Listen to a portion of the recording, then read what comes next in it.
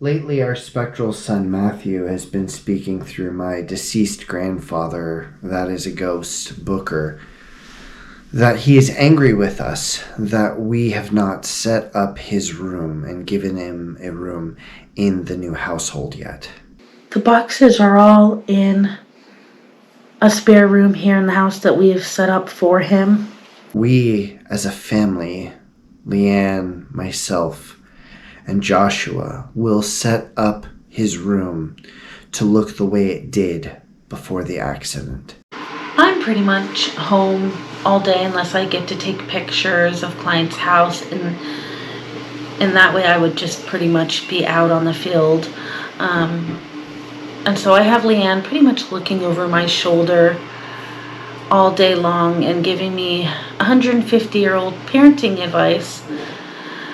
Meanwhile, translating pretty much everything that my spectral son is trying to communicate with me. I pretty much have to run everything by her. Meanwhile, downstairs, I'm hearing Booker's incessant screaming all day. And working from home is pretty much no peace at all. So I'm a bank manager by profession, and it's really good for me to drop our son Joshua off at school every day and get out of the house. Because right before I leave the house every morning, it's very hard for me to watch Joshua give a hug to our spectral son Matthew, as Booker, my ghostly grandfather, tells me that Matthew loves me and he misses me and he wishes me a good day at work. It's really good to get out of the house for 10 hours every day. 5 years ago, we rented a house in Alaska. Matthew was 8 at the time. We had Cynthia, my mother, which was also still alive at the time, watch our younger son Joshua, which was only 3 at the time. He wanted to go on a speedboat ride so bad that we decided to book a speedboat. The captain insisted the speedboat could handle the open ocean, so we went on the open ocean. Liam thought Matthew would be fine, standing over the boat. He told me to take a seat, take a deep breath, and he had a life jacket on, so we thought he would be fine. The captain hit a glacier that was bigger than he thought it was at full speed, and Matthew fell over. I jumped into the water after him. He didn't wake up. I've been told my whole life that death is just another phase of existence. I really don't think anyone understands this more than Joshua. He knows that his brother is there for him, and he's one of his best friends. It's difficult for him to speak to him through Leanne, but since he's moved into the house, he's been happier. Leanne has been an instrumental part of our household, helping us rekindle our relationship with our spectral son, Matthew. As a mother, it's impossible to have to deal with the pain.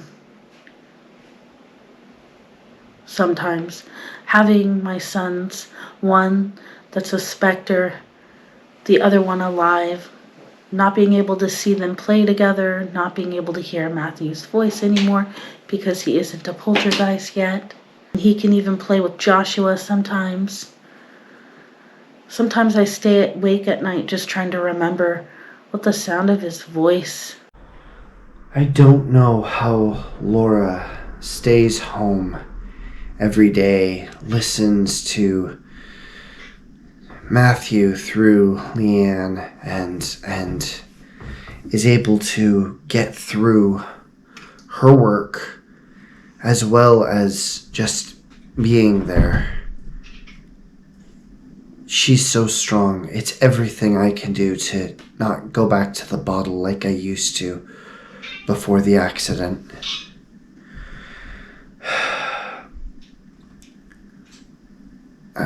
Matthew and Joshua are getting along great.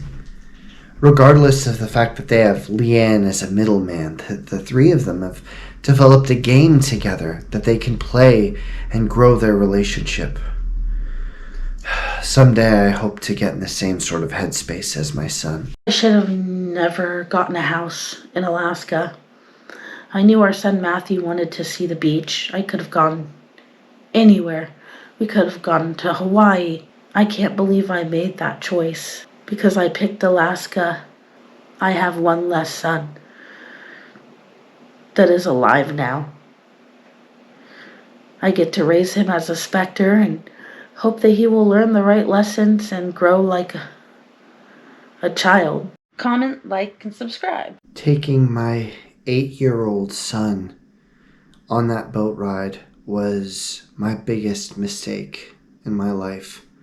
I should have not let my son convince me to take a speedboat ride on the Alaskan coast. Or if I did, I should have picked a captain that had more knowledge, more experience.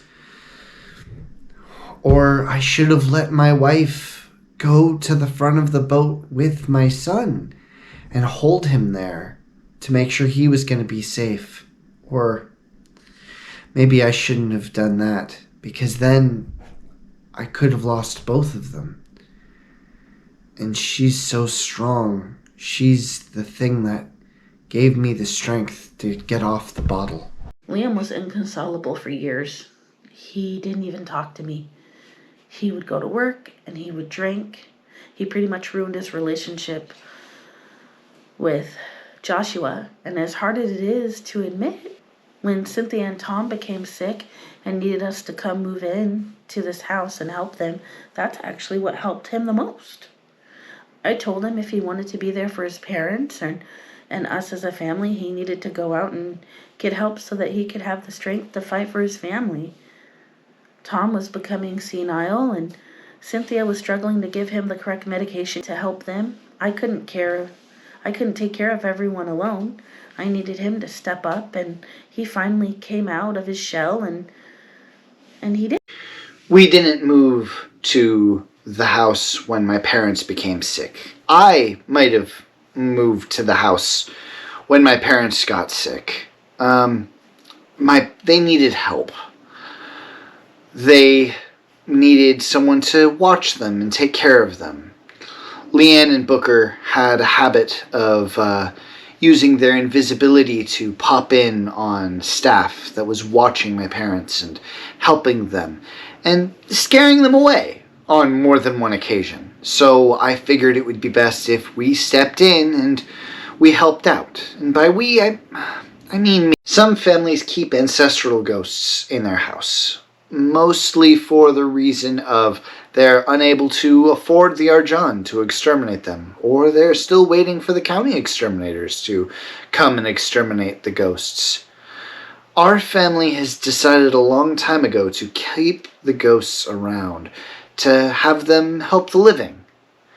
I'm hoping in the next 25 years, Leanne and Booker will become full poltergeists, so they can move things around in the house and help us be more efficient as parents and as people in general. That is the whole reason we're trying all of this. We as a family didn't move into the big house before Liam's parents passed away. Liam did. I didn't see him beyond the weekends. Even then, he had me go there with Joshua. Matthew would follow. That's actually when they started to make the game using Leanne as a medium to help them play together. Liam was nowhere to be seen. My family doesn't believe death is the end of marriage. We believe that marriage will last all the way through a person's transformation to a poltergeist. In the MFAST estate, we even set everything up so any person that lives in the estate for over a year will be soulbound to the house. So all of us know exactly where we're going after we die.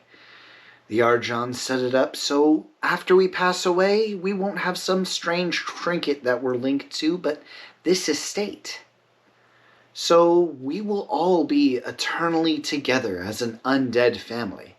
And to boot, there's never been noted a divorce between two poltergeists. Families that move into homes with any passed away people in it would always get exterminated before new people move in. It's actually a part of my job to help distribute that information. It's not easy living in such a full house with 5 undead entities and 3 of us living. I do like that we never needed to talk about not exterminating our special son Matthew. For Liam, it was always a given that all of us family would be together forever. This family doesn't put the part in their vows to death do us part.